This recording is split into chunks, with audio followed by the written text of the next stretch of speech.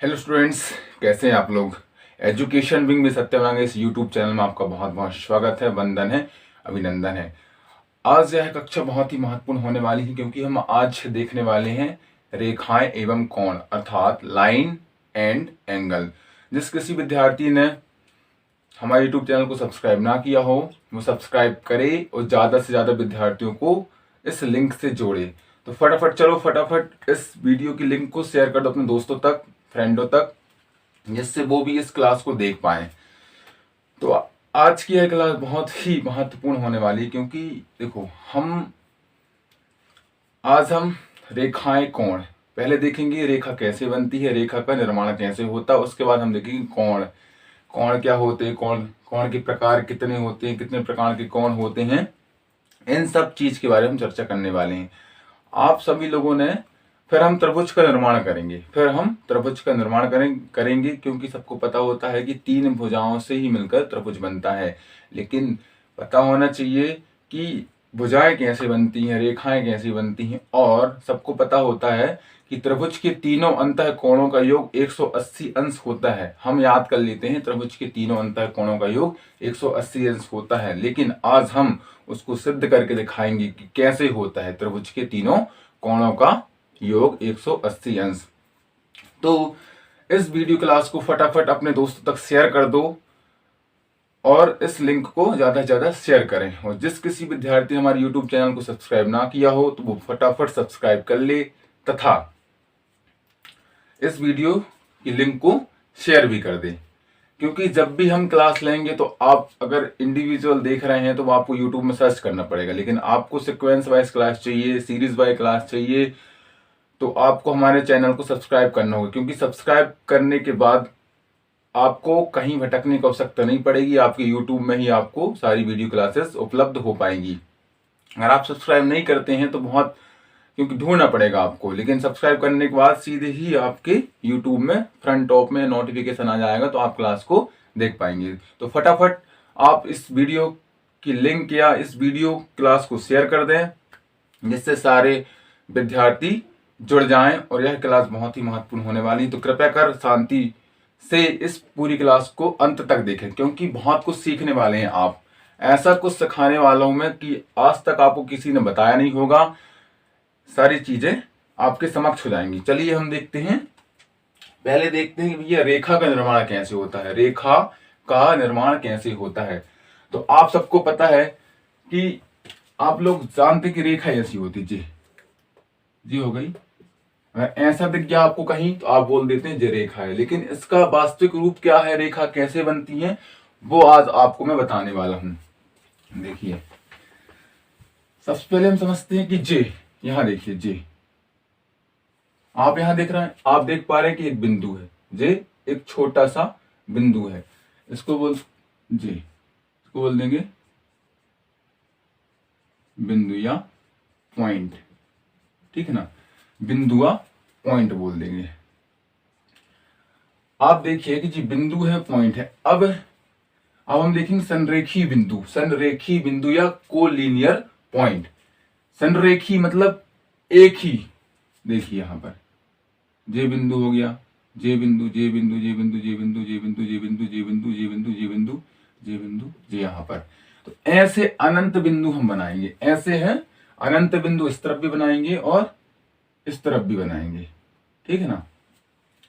अब आप समझिए कि आप अब जो बिंदु तो है, लेकिन मान लिए कि आपको माला बनाना है तो फूल इकट्ठा करना पड़ेगा। फूल इकट्ठे कर लिए, जब तक आप उन फूलों को धागे पे नहीं पिरोएंगे तब तक वो माला नहीं बन पाएगा। क्योंकि अगर ऐसे ही रखेंगे आप, वैसे भी माला बना देंगे ऐसे रख रख के फूल को, तो वो यहां से वहां उनकी स्थिति चेंज हो सकती है। तो उसके लिए हमको धागे पे पिरोना पड़ता है, धागे पे उस फूलों को डालना पड़ता है जिससे माला बन जाता है। वैसे ही जे यहाँ पर जो बिंदु यहाँ पर एक सीरीज में जमे हुए हैं, एक सीरीज में जमे हुए, इनको भी हमको कुछ बांधना पड़ेगा ना, तब नहीं तो यहां से यहां जो फ्लक्चुएट करेंगे, यहां से यहां मूवमेंट करेंगे, तो इनको हमको बांधना पड़ेगा। तो जे कोलिनियर जो संरेखी बिंदु हैं तो इनको मिला देते हैं, इनको ऐसे मिला देंगे जे, ऐसे अनंत बिंदु है, ऐसे अनंत बिंदु है। हमने यहां पर जे तीर लगा दिए, इस तीर का मतलब जो होता है कि जे अनंत तक जा रहे हैं, तो इन यहाँ अनंत तक बिंदु हैं और अनंत तक बिंदु को हमने ऐसे मिला दिए, तो जे अनंत तक जाएगी, ऐसे यहाँ पर जे अनंत तक जाएगा। तो ऐसी आकृति है, ऐसे ऐसे बिंदु जिनको हम मिला देते हैं वो अनंत तक जाते हैं, उसका कोई अंत नहीं होता है, इस तरफ भी अनंत तक जाते हैं। तो जे ऐसी आकृति है, ऐसी बनी हुई आकृति को हम बोलते हैं रेखा। ऐसी बनी हुई आकृति को बोलते हैं रेखा या लाइन, रेखा या लाइन। ओके, अब हमने रेखा देख लिया, ठीक है ना। रेखा हमने नहीं देखा, लेकिन आपको हमने यहां पर दिखा दिया कि रेखा कैसी होती है। अब देखते हैं हम रेखाखंड। अब जो रेखा हमने देख लिया, रेखा, इसको देखिए, इसको ए बी नाम दे दिया, इसको ए बी। इसका गणितीय संकेत होता है ए बी, ऊपर जो एरो ऐसा वाला, इसको गणितीय रूप में रेखा बोलते। ए बी एक रेखा है, जे बी, ए बी एक रेखा है, ठीक है ना। हम बात करते हैं रेखाखंड, किसकी बात करते हैं? रेखाखंड, रेखाखंड या लाइन सेगमेंट, लाइन सेगमेंट। अब जो ए बी एक लाइन है, अब रेखा खंड की बात चल रही है, लाइन सेगमेंट, रेखा को खंडित करना, रेखा को खंडित करना, रेखा खंड, रेखा खंड, रेखा का खंड करना। तो यहां पर एक हमने लाइन ऐसे ड्रॉ कर दिया, ऐसे ड्रॉ कर दिया, इसको बोल दिया जे बिंदु को P, जे बिंदु को बोल दिया Q, ठीक है ना। जे बिंदु को बोल दिया P, जे को, इस बिंदु को बोल दिया Q। तो हम बोलेंगे इस AB रेखा, इस AB रेखा का रेखाखंड क्या होगा? PQ होगा। इस AB रेखा का रेखाखंड PQ होगा। यह जो फिक्स पॉइंट है, हमको यहां से यहां मेजर बस करना है, तो इसको कैसे लिखेंगे? PQ रेखाखंड है, ठीक है ना। PQ रेखाखंड है। अब हम देखेंगे इसके बाद किरण क्या होती, किरण या रे। आप समझिए, जे कोई स्थान है, ठीक है ना, जे कोई स्थान है, मान लो कोई सेलिब्रिटी आता है, कोई ऐसा महान व्यक्ति आता है जिसको हम हमेशा यूट्यूब में या टीवी में देखते हैं, सोशल मीडिया में देखते हैं, ठीक है ना। अगर वो हमारे स्थानीय निवास या अपने क्षेत्र में आता है तो हमको जानकारी लग जाती है। लेकिन जब जानकारी लगती है हमको, तो भैया हमको उसको देखना है, तो जहां वो आ रहा वहां पर जाकर हमको इकट्ठा होना पड़ता है। पूरा क्षेत्र, पूरी कॉलोनी वहां एक स्थान पर जाके इकट्ठा हो जाता है, ठीक है ना, इकट्ठा हो जाता है एक निश्चित स्थान पर। ऐसे ही क्या होता है, एक निश्चित बिंदु होता है, ऐसे निश्चित बिंदु होता है, ठीक है, निश्चित बिंदु हो गया। अब वो पॉपुलर व्यक्ति आया, यहां पर आने वाला है, यहां पर आया, अब हमको यहीं पर खड़ा होना पड़ेगा, क्योंकि पता नहीं वो इस तरफ भी जा सकता है, इस तरफ भी जा सकता है। तो हमको यहां पर खड़े होकर इंतजार करना पड़ेगा कि वो यहां से गुजरेगा तो वो इस तरफ जाएगा या इस तरफ जाएगा। तो पॉपुलर व्यक्ति इस निश्चित स्थान से इस तरफ जाता है, जी, एक निश्चित स्थान से इस तरफ जाते हैं। एरो लग गया मतलब अनंत तक जाता है, एरो जो दिख रहा है ना, एरो लग गया मतलब अनंत तक जाता है। तो हाँ, किरण वह होता है, देखो किरण वह होती है कि एक निश्चित बिंदु है जी, निश्चित बिंदु से इसी ओर अनंत तक जा सकता है, इस ओर अनंत तक जा सकता है। इसको बोल, निश्चित बिंदु को O बोल दिया, इसको बोल दिया P, ठीक है ना। एक निश्चित बिंदु से अनंत तक जाता है, इस तरफ भी और इस तरफ भी जाती है, ठीक है ना। उसको बोल देंगे हम किरण, क्या बोल देंगे? किरण या रे, उसको बोल देंगे OP किरण है जी, ऐसा संकेत, OP किरण है, एक निश्चित बिंदु से अनंत तक जाता है ना, जाती है, उसको बोलते हैं किरण। हमने बिंदु देख लिया, को बहुत सारे बिंदु मिलकर रेखा का निर्माण करते हैं। अब रेखा में ही हम रेखा खंड बनाते हैं, रेखा का खंड, पी पे का, जे पी पर एक और जे क्यू पर, इसको बोलते रेखा खंड। और एक निश्चित बिंदु से इस तरफ जाना, अनंत तक जाना, उसको बोलते हैं किरण या रे। तो हमने देखा कि रेखा का बिंदु क्या होते, रेखा क्या होते, रेखा खंड क्या होते, किरण क्या होते हैं, तो आपने समझा। अब हम देखेंगे रेखा, रेखा के प्रकार एवं कोण, रेखा के प्रकार एवं कोण।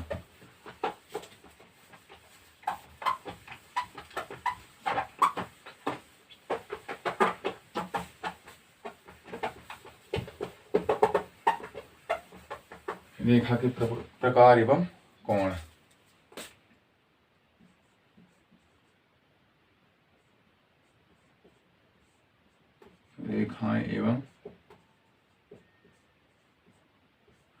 रेखा एवं कोण।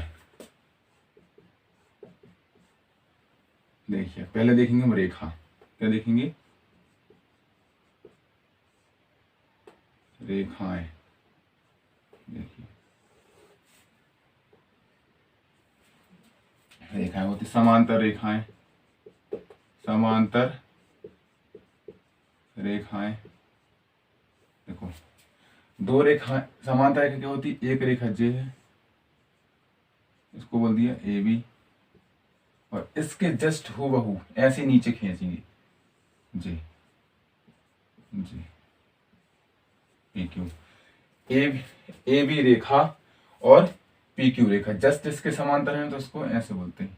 हम बोल देंगे कि ए बी समांतर है पी क्यू के, उसको बोलते समांतर रेखाएं, ठीक है ना। अब प्रतिच्छेदी रेखाएं,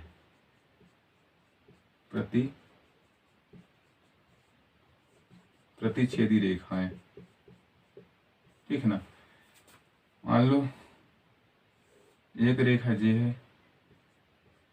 ए बी है, तिर्यक रेखा एक रेखा जे, पी और जे क्यू, ये ओ बिंदु। ए बी तिर्यक रेखा, पी क्यू तिर्यक रेखा एक दूसरे को पी बिंदु पर प्रतिच्छेदित करती हैं, एक दूसरे को पी बिंदु पर प्रतिच्छेदित करती हैं। ए बी पी क्यू रेखा तिर्यक रेखा पी बिंदु पर प्रतिच्छेदित करती है, इसको बोलते हैं प्रतिच्छेदी रेखा। देखेंगे त्रियक रेखा, त्रियक रेखा, ठीक है ना। दो समांतर लाइन है जी, दो समांतर लाइन एम एन और जे वाली जे एल, तो एल को ही हम त्रियक रेखा कहते हैं, ठीक है ना। एल को ही हम त्रियक रेखा कहते हैं, एल को ही हम त्रियक रेखा कहते हैं। तो हमने देखा रेखा समांतर रेखाएं, जो यहाँ पर ए बी बी सी दो समांतर रेखाएं, प्रतिच्छेदी रेखाएं A B P Q O बिंदु पर प्रतिच्छेदित करती, इसलिए इनको बोलते प्रतिच्छेदी रेखाएं, त्रियक रेखाएं। एम एन समांतर रेखाएं हैं, उनको एक इस टाइप से ऐसे एल काटती, इसको बोलते हैं एल को त्रियक रेखा बोलते हैं, एल को त्रियक रेखा बोलते हैं।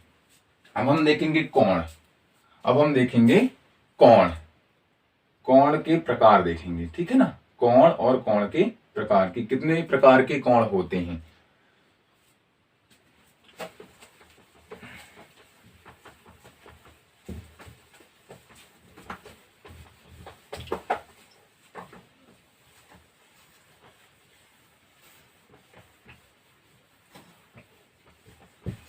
टाइप्स ऑफ एंगल, कोण के प्रकार, इन सबको पढ़ाने इसलिए जरूरी है रेखा एवं कोण को, तभी तो हम आगे समझेंगे।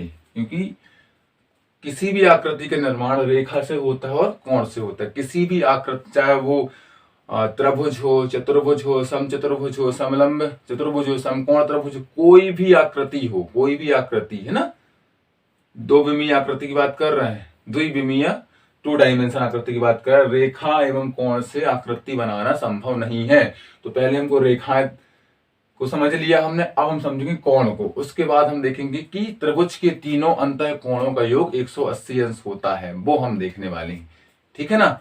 आप ध्यान रखें, पहले इन सारी चीजों को समझना बहुत जरूरी है, क्योंकि आप नहीं समझ पाएंगे तो फिर आप बहुत प्रॉब्लम जाने वाली है। क्योंकि ये बेसिक क्लास है, रेखा एवं कोण के बारे में समझ, रेखा एवं कोण के बारे में आपने समझ लिया तो आपसे कोई भी आकृति या कोई भी क्वेश्चन हो वो सब बन जाते हैं। हम देखेंगे कोण, कोण के प्रकार या टाइप्स ऑफ एंगल, हम देखेंगे कोण के प्रकार। देखिए पहला होता है न्यून कोण, न्यून कोण, देखिए जी, इसको बोल दिए थीटा। न्यून कोण कैसे होता है? 0 डिग्री से 90 डिग्री के बीच में न्यून कोण। और अधिक कोण ही आएगा, अब आएगा समकोण। ठीक है ना, 0 और 90 के बीच में न्यून कोण, और अब आएगा समकोण। समकोण आपको पता ही है, 90 अंश का कोण समकोण होता है। समकोण ये देखो जी, ये समकोण है थीटा, थीटा बराबर 90 अंश। अब आ जाएगा अधिक कोण, अब आ जाएगा अधिक कोण, अधिक कोण जी थीटा। अधिक कोण कैसे? 90 और 180 के बीच का कोण अधिक कोण कहलाता है। 90 और 180 के बीच का कोण अधिक कोण कहलाता है। ठीक है ना। अब हम देखेंगे प्रतिवर्ती कोण। प्रतिवर्ती कोण, प्रतिवर्ती क्या होता है?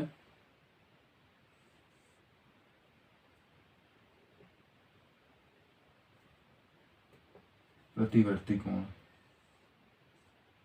जी वाला, ठीक है ना।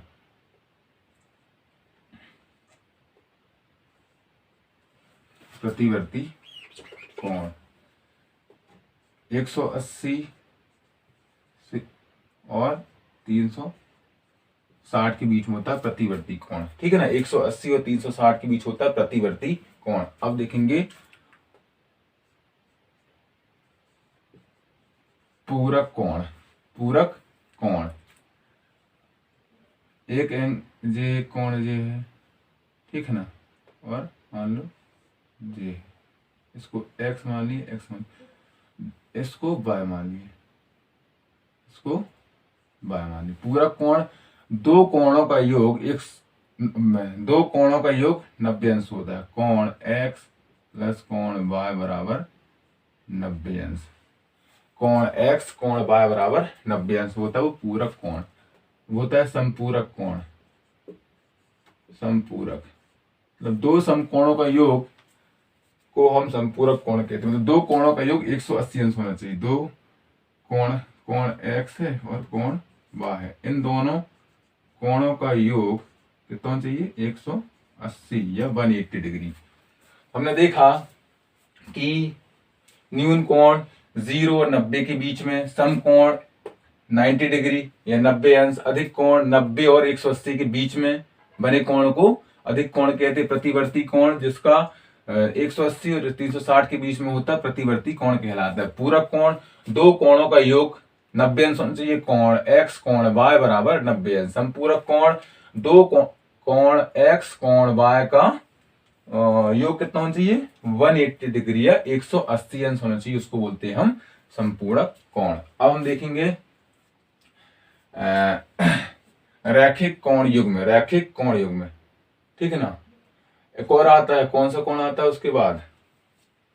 हमारा आ जाता है ऋजु कोण। क्या? ऋजु कोण, ठीक है ना। ऋजु कोण मतलब 180 का कोण। आप देखो आपके पास सब प्रोटेक्टर है, चांदा है, प्रोटेक्टर है, चांदा है। तो चांदा की आकृति ऐसी होती है जी वाली जी, इस टाइप की जी यहाँ पर। तो ऋजु कोण होता है 180 का। थीटा बराबर 180 डिग्री। ऋजु कोण 180 का होता है, ठीक है ना। ऋजु कोण 180 का। अब देखेंगे ऋजु कोण हो गया 180 का। अब देखेंगे रैखिक कोण युग्म। रैखिक कोण युग्म, रैखिक कोण युग्म। जे एक ऋजु रेखा है PQ। जे एक ऋजु रेखा है, यहां पर ये मुख्य बिंदु O है।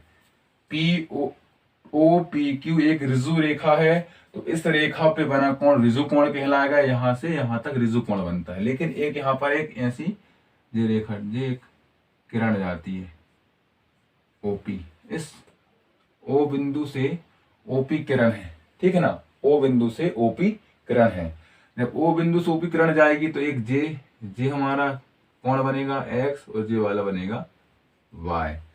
ठीक है, J वाला बनेगा x और J वाला बनेगा y। तो रैखिक कोण युग्म क्या कहलाएगा हमारा कि कोण x प्लस कोण y बराबर 180 अंश। हम इसको बोल देंगे रैखिक कोण युग्म। ऐसे ही आकृति दिखेगी, क्योंकि बहुत ही ज्यादा उपयोग होने वाला है इसका रैखिक कोण युग्म का प्रश्न को सॉल्व करने में। तो आप अच्छे से देखें कि ऐसे POQ एक ऋजु रेखा है, OP एक किरण है, OP एक किरण है। तो यहाँ पर देख किरण जा रही है तो एक एंगल J बन रहा है, एक एंगल J बन रहा है। तो दोनों एंगलों का योग कितना होना चाहिए? 180 अंश, या कोण x प्लस कोण y बराबर 180 अंश। ठीक, अब देखेंगे हम शीर्षाभिमुख कोण। शीर्षाभिमुख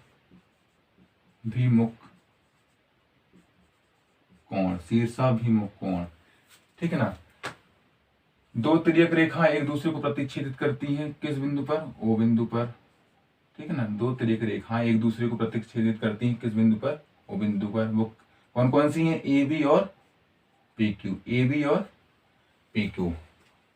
तो हम बोल देंगे इसका समांतर, इसका शीर्षाभिमुख कोण क्या हो जाएगा? J जस्ट सम, शीर्ष के मुख के सामने J। इसका शीर्षाभिमुख कोण J, इसका शीर्षाभिमुख कोण J हो जाएगा, इसका शीर्षाभिमुख कोण J हो जाएगा।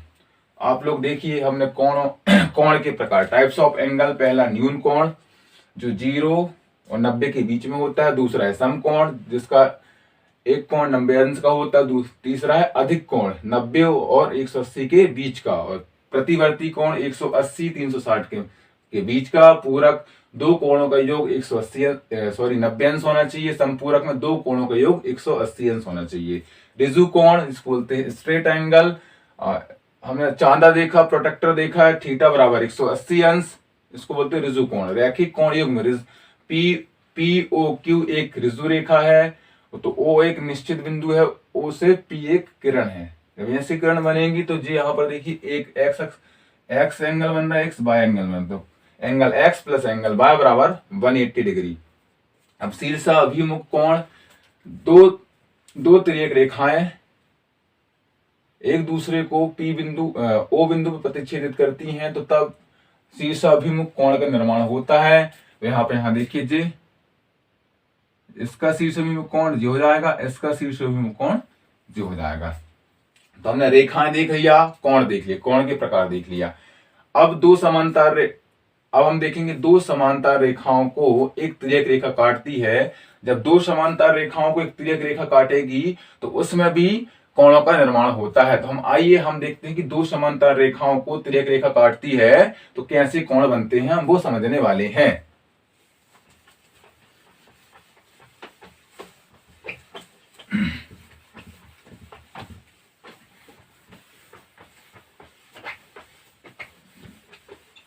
फिर उसके बाद हम देखेंगे त्रिभुज की तीन अंतः कोणों का योग 180 अंश होता है। त्रिभुज के तीनों अंतः कोणों का योग 180 अंश होता है।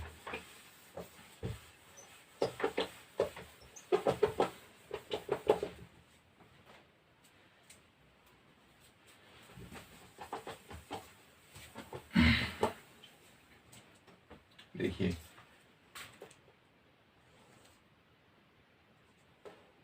एक M समांतर रेखा, M रेखा, जी N रेखा, MN समांतर रेखाएं हैं। इसको एक रेखा ऐसी तिर्यक काटती J वाली, ये रेखा एक तिर्यक रेखा है, इसको बोल दिया L। ठीक, इसको बोल दिया L। MN समांतर रेखाएं हैं, MN समांतर रेखाओं को L तिर्यक रेखा इन बिंदुओं पर काटती। कौन कौन से बिंदु पर काटती है? प्रतिच्छेद करती है, और P बिंदु पर और J Q बिंदु पर। ठीक है ना। तो MN समांतर रेखाएं हैं, इन समांतर रेखाओं को L तिर्यक रेखाएं दो बिंदुओं पर प्रतिच्छेदित करती है। पहली रेखा को P बिंदु पर, दूसरी रेखा को Q बिंदु पर प्रतिच्छेदित करती है।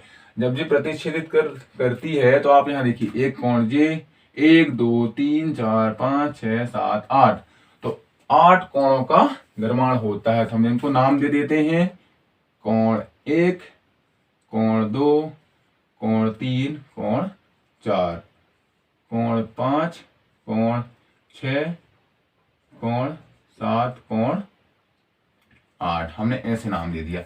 अब हम देखेंगे कि दो समांतर रेखाओं को एक तिर्यक रेखा काटती है, प्रतिच्छेदित करती है, तो कौन कौन से कोण का निर्माण होता है, आइए हम समझते हैं। तो पहला संगत कोण, पहला संगत कोण या करस्पॉन्डिंग एंगल या करस्पॉन्डिंग एंगल। संगत, यहां अर्थ समझिए, संगत, संगत मतलब एक सी संग, जैसी संगत वैसी रंगत। तो हम यहां पर देखेंगे कोणों की संगत कोण क्या होते हैं। अब देखिए एम रेखा, एन रेखा दोनों समांतर हैं, ठीक है ना। अब ये रेखा, इसका ऊपरी हिस्सा दिख रहा है, ऊपरी हिस्सा ये 1 वाला, और इस रेखा का ऊपरी हिस्सा 6 वाला, तो 1 और 6 संगत कोण होंगे ना। देखो इसका ऊपरी हिस्सा, इसका ऊपरी हिस्सा, दोनों समांतर रेखा है, तो इसके ऊपरी हिस्सा ऊपर वाला कोण और इसके ऊपर वाला कोण क्या होगा, संगत कोण होगा। ऐसा ही जे 2 है, 2 का जे 5 है, हम बोल देंगे ऐसे बोल देंगे 4 8 3 7, ठीक है ना। ऐसा ही 4 8 3 7 संगत कोण, कोण 1 बा कोण 6। संगत कोण क्या होते हैं, बराबर होते हैं, संगत कोण बराबर होते हैं। 1 बा 6 और कोण 2 बा कोण 5, ठीक है ना। हो गया 2 5, कोण 4 बा 8, 4 8 3 7, कोण 3 बा कोण 7। इनके संगत कोण बराबर होते हैं। देखिए कोण 1 का संगत 6, 2 का 5, 4 का 8, 3 का 7, जो होते हैं संगत कोण। इनके संगत कोण बराबर होते हैं। दूसरा अब हम देखेंगे एकांतर आंतरिक कोण। एकांतर आंतरिक कोण, एकांतर या एकांतर अंतः कोण या आंतरिक कोण, अंतः कोण या आंतरिक कोण। एकांतर आंतरिक, देखो एकांतर आंतरिक कोण, आंतरिक मतलब अंदर, जी अंदर लिख रहे हैं 4 6 3 5, आंतरिक अंदर की बात चल रही है, आंतरिक मतलब अंदर की बात। तो एम एन रेखा के अंदर जी आएंगे ना, 4 6 3 5 हो गया आंतरिक, आंतरिक हो गया, आंतरिक या अंतः कोण हो गया। अब बात करते एकांतर। एकांतर मतलब एक का अंतर, एकांतर मतलब एक का अंतर। आप देखिए जी 4 6 है ना, आंतरिक कोण है, बोल रहा है कि एकांतर मतलब 4 का एकांतर कोण हो जाएगा 5, क्योंकि एक का अंतर लेना 6 को छोड़ के 5 लेना है, तो 4 का 5 और 3 का 6, ये बराबर होते हैं। एकांतर कोण, एकांतर आंतरिक कोण बराबर होते हैं। हम बोल देंगे 4 बा कोण 5 और कोण 3 बा कोण 6। 4 का एकांतरिक अंतर कोण 4 का 5 और 3 का 6, एकांतर आंतरिक कोण, ये सब बराबर होते हैं। एकांतर आंतरिक कोण बराबर होते हैं। अब हम देखें एकांतर बाह्य कोण का, देखेंगे एकांतर बाह्य कोण, बाह्य कोण। देखो एकांतर बाह्य कोण, अब सीधे आपको दिख रहा है बाह्य कोण कौन से, एक बाहरी ओर देखना है, बाहरी ओर देख, तो रेख एम एन समांतर रेखा, इसके बाहरी ओर जो बाहर का पॉइंट 1 है 2 है 7 है 8 है। अब 1 का एकांतर जी 7 होगा, 1 का 7 2 का 8, 1 का 7 2 का 8, तो कोण 1 बा कोण 7 एवं कोण 2 बा कोण 8, ये सब बराबर होते हैं। कोण 1 बराबर कोण 7 के और कोण 2 बराबर कोण 8 के एकांतर बाह्य कोण बराबर होते हैं, एकांतर बाह्य कोण बराबर होते हैं। अब देखेंगे चौथा,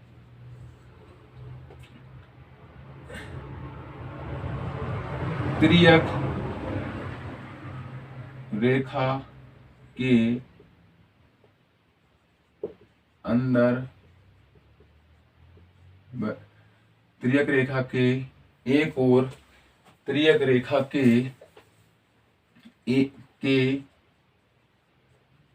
एक और बने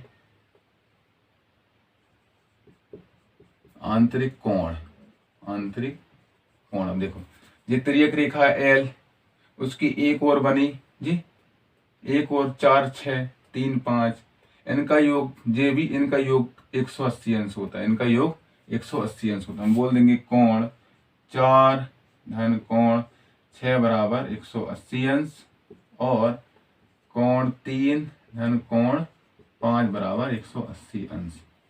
ठीक है ना, 4 6 3 5, 4 कोण 4 धन कोण 6 बराबर 180 अंश, कोण 3 धन कोण 5 बराबर 180 अंश। ओके, तिर्यक रेखा की एक और बने आंतरिक अंतः कोण। हमने संगत कोण देख लिया, एकांतर आंतरिक कोण देख लिया, एकांतर बाह्य कोण देख लिया, और तिर्यक रेखा के एक और बने आंतरिक कोण देख लिया। तो आपको समझ में आया होगा, इसको अच्छे से देखना है, ठीक है ना, इस डायग्राम को अच्छे से देखना है। अगर आपको समझ में नहीं आता तो इस वीडियो को फिर से पीछे से देख लें, 1 2 बार देख लें, कई बार देख लें, आपको समझ में आ जाएगा कि हमने संगत कोण कैसे लिए, एकांतर आंतरिक कोण कैसे लिए, इस डायग्राम के माध्यम से एकांतर बाह्य कोण कैसे लिए, तिर्यक रेखा की एक और बने आंतरिक कोण हमने कैसे लिए, आप सब देख सकते हैं। ठीक है ना, आप लोग आराम से इस वीडियो को फिर से रिव्यू करके देख सकते हैं, बस करके इसको रोक के इन सबको लिख लो, समझ लो अच्छे से। अगर समझ में नहीं आता है तो फिर से वीडियो पीछे से देख लो, फिर से चालू कर लो, कोई दिक्कत नहीं है, आराम से समझ लो इस चीज को, क्योंकि ये सारी चीज बहुत ही महत्वपूर्ण है, क्योंकि यही चीजें पता नहीं होती स्टूडेंटों को, यही चीजें पता नहीं होती। हम देखो, अब हम देखेंगे त्रिभुज के तीनों अंतः कोणों का योग 180 अंश होता है। त्रिभुज के तीनों अंतः कोणों का योग 180 अंश होता है, हम सिद्ध करने वाले। उसमें देखिए क्या लगेगा, एकांतर आंतरिक कोण लगने वाला है, एकांतर आंतरिक कोण देख रहे हैं जी, 4 5 जी, 4 और 5 ऐसे एकांतर आंतरिक अल्टरनेटिव इंटीरियर एंगल का उपयोग होने वाले, इनको बोलते हैं देखिए corresponding angle, alternative interior angle, alternative exterior angle, या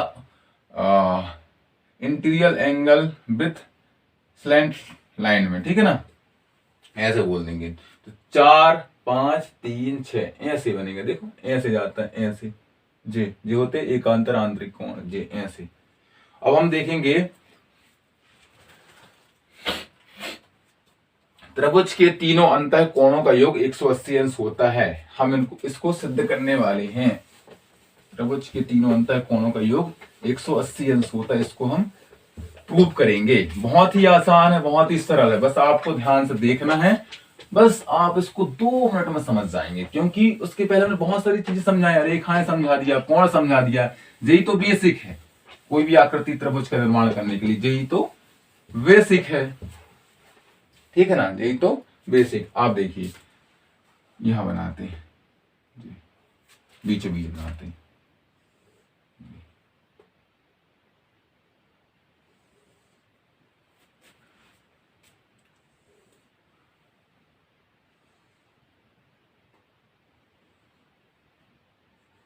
A B C, इसको मैं आगे तक बढ़ा दिए। ठीक है ना, अब ए बी सी त्रिभुज है, ए का कोण x मान लो, बी का y मान लो, सी का z मान लो। अब हमको क्या करना है कि जो बेसी है, जो बीसी भुजा, इस बीसी भुजा के समांतर एक रेखा खींचनी है, जो कि ए शीर्ष से होकर जाए, खींच देते हैं। ठीक है ना जी, इसके समांतर एक रेखा खींच देते हैं, इसको बोल दिया x y, इसको बोल दिया देखो BC भुजा के समांतर क्या हमारा शीर्ष A है, इस शीर्ष A से होकर एक समांतर रेखा खींचते हैं जिसका नाम है XY। तो हम बोल देंगे कि XY समांतर है BC की, XY समांतर है BC की, इसको दे दिए LM नाम, LM, और बोल देंगे LM एक क्या है, तिर्यक रेखा, LM एक तिर्यक रेखा है, ठीक है ना। हम बोल देंगे कि ML तिर्यक रेखा है, ठीक है ना, ML तिर्यक रेखा है, और इसको भी ले लो ये वाली L डैश M डैश, ये भी तिर्यक रेखा है, ठीक है ना, और L डैश M डैश ये भी क्या है, तिर्यक रेखा है, ओके, तिर्यक रेखा है। आप देखिए कि x बाई और जे इसको पूरा BC मान लो, x बाई और BC समांतर रेखा हैं। इन समांतर रेखाओं को L M और L डैश M डैश दो तिर्यक रेखाएं जी प्रतिच्छेद कर रही ना, यहाँ पर प्रतिच्छेद कर रही है ना, प्रतिच्छेदित करती है, बाइसेक्ट करती है।